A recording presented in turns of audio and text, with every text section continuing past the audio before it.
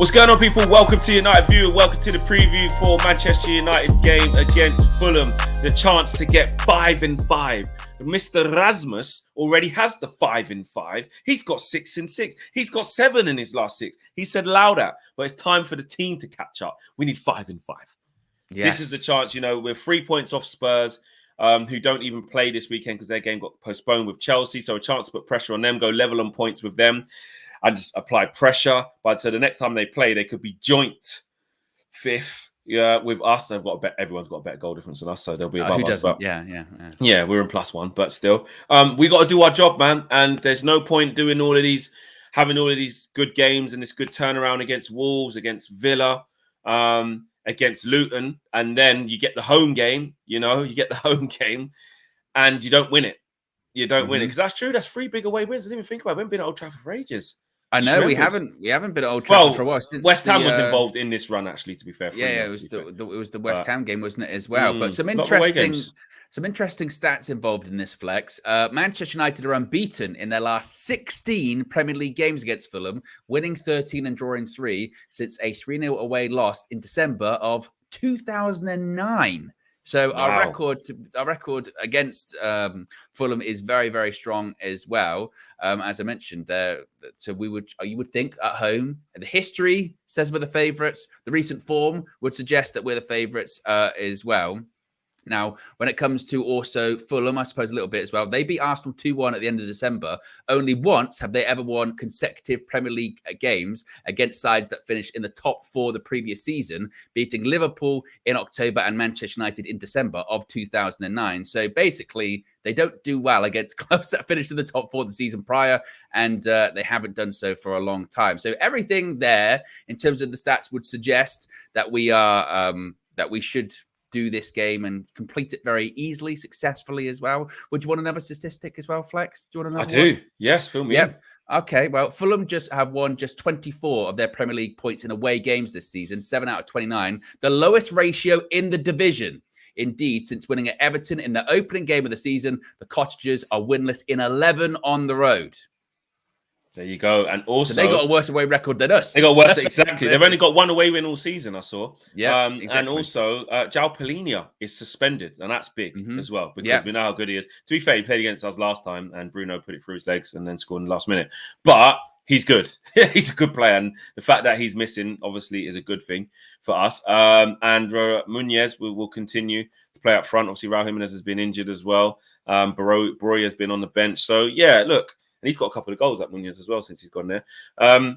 But look, it's a game that we have to win. I don't want to hear, Lindelof left back though, and this, that, and the other. I don't care. Like, Man United should be beating Fulham at home. They've got some handy players, Fulham. We know that. Wilson cutting in off the right-hand side. He's got a good left foot on him. If you give him time and space, of course, he's got a bit of quality about him.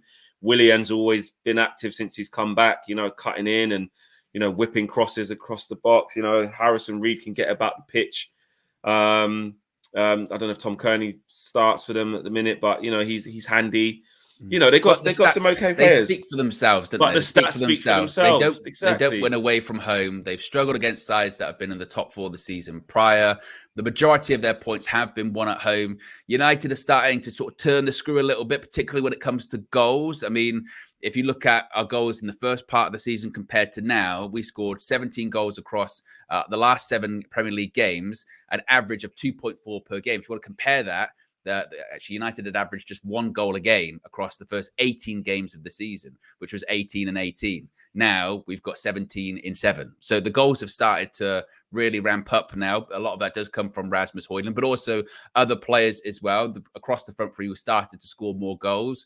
It's going to be interesting, Flex, in terms of, we've seen in the recent improved away form, we've been playing largely on the counter-attack, and you would think that's probably not, it's not going to happen against Fulham, of course, because they'll play on the counter-attack. They'll sit back, and we've seen this season when teams do sit back, we kind of are like, we don't know what to do. Yeah. So once again, a bit like against Luton, we've got to hope to get a fast start, maybe not as fast as we got against Luton. But do the right things early on. Exactly, and if we get those chances, make them count. And you would think, if a chance falls to Rasmus HOJLUND, chances are at the moment he's going to take it. I mean, the team, if you're going to look at what the team looks like, it probably largely picks itself, really. It's unchanged apart from the Lindelof thing. Maguire, I think, will come back in. Maybe Johnny might reward Johnny Evans, but I wouldn't be shocked. I wouldn't be shocked when drop Will and play Evans and Varane. I wouldn't be shocked, and I like it. Yeah. Johnny Evans, when he came on, with how well he played, he deserves to start against Fulham, to be honest with you. I'd go Onana in goal. Your back four then looks like Dalot. I don't think he'll switch him from right back because I think he's happy with how he's been playing there. The centre-backs, I think, would be Varane and Evans. And like I said, Johnny Evans, deservedly so. Left back, I think it'd be Victor Lindelof, to be honest with you. And we've said previously, I think he'd get away with that against Fulham at Old Trafford. Midfield, there isn't a Manchester United team that exists at the moment without Kobbie Mainoo starting. So Kobbie Mainoo's absolutely starting. Casemiro, look, came off at half-time primarily because of the booking. And to be honest with you, Luton will probably say he shouldn't even be allowed to play in this game. He should be suspended because he should have got sent off. So make sure you play him. Exactly. So I think Casemiro starts. Bruno, let's hope he has a better game than he did against Luton. And then the front three, once again, will be Højlund, Rashford and Garnacho once again. I don't see any difference. Unless Ten Hag does have an eye with the FA Cup on in the midweek and maybe he wants to, try. Does that mean maybe Varane won't play then? You have to think about that. What's the more important game, do you think? I would argue the league. I would argue the league just because it's bread and butter. Keep that momentum. Yeah, we need to get top four. But we can't be going out the FA Cup. Like it's the only thing left to play for. Like, I think it's massive. I think he might go with this is, and it's away as well to Forest. Not easy. So, or do you think then that maybe the constant in both those teams the constant in those teams might be Maguire? So maybe Maguire plays both those games, and it's actually. I think he'll go Evans Maguire. I think he might give Varane a rest. And then midweek he goes Maguire. But it is Varane. The league and it is the bread and butter. So he might go, listen, Varane's fine. So we'll just play him. He's had a week off. So he's fresh. And then if we'll assess him for Wednesday. Yeah. I think just because of where things are going this season. I know, obviously, look, you want to stay in the FA Cup. I totally get that. But bread and butter, we've got ourselves back into the Champions League race.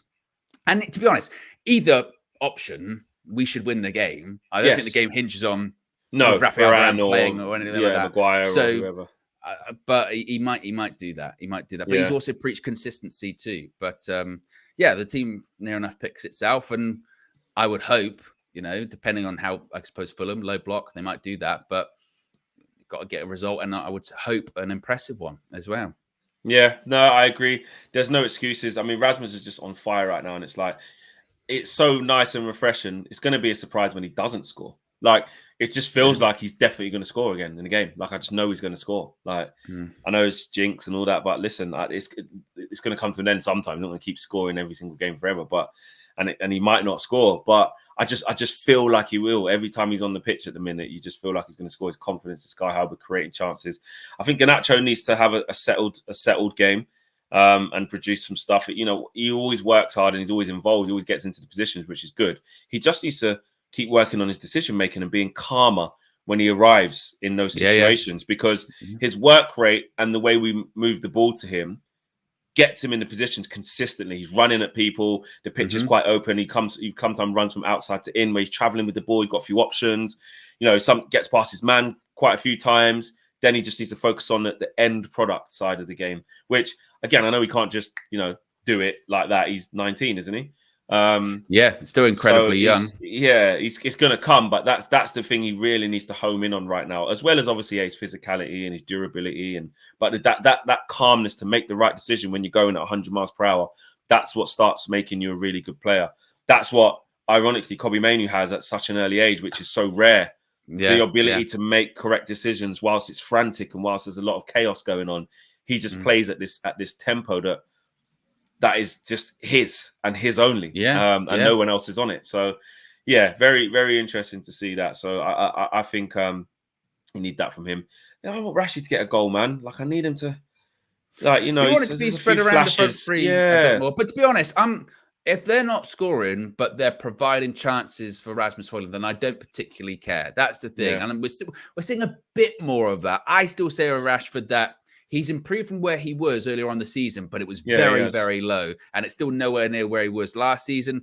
It's kind of just where he's a bit more involved in the game. So it's just it's still we talk about Garnacho's decision making. Rashford's to me is still the same. Like they're the same decision. But against Luton, he should have had a couple of assists. Like that would have been, when he plays Garnacho clean through, that's a really good pass. I totally agree with that. And he has to go round the keeper and score there. There's no other thing, and that's not on Marcus Rashford.